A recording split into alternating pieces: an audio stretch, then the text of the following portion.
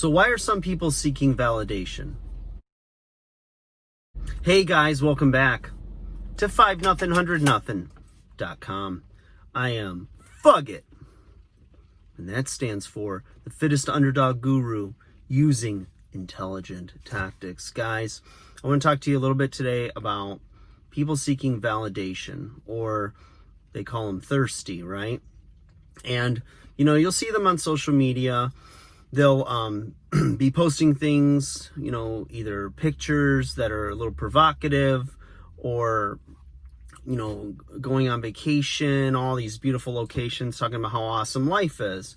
And while the US used to be a place where when somebody was really successful, they would talk about it and others would celebrate that and want to know, how can I be successful as well, right? We'd celebrate that.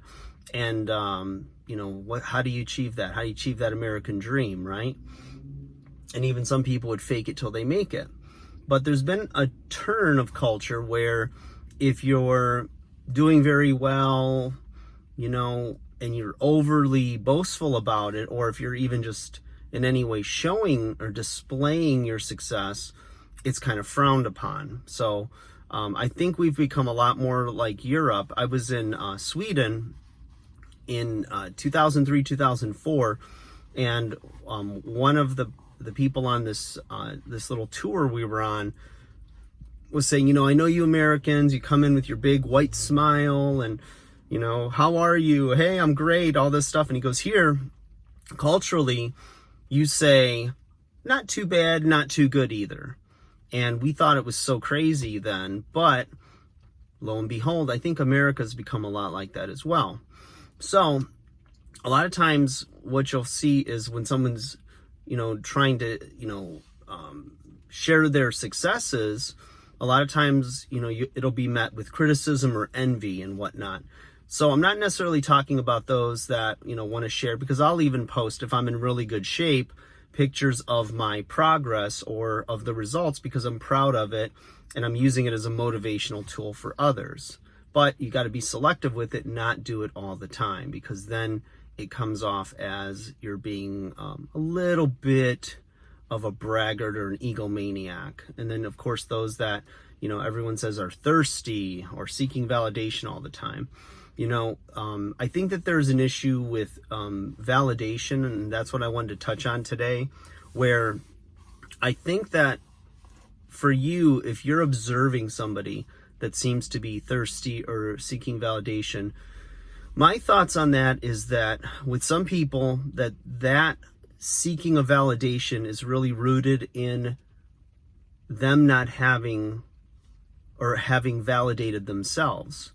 So I think it's where you've got somebody who is maybe doesn't have high self-esteem, hasn't done the work on themselves, their self-awareness isn't on point, and they don't feel comfortable in their own skin, or they're looking for others. So they're looking for others to tell them how great they are, how good they look.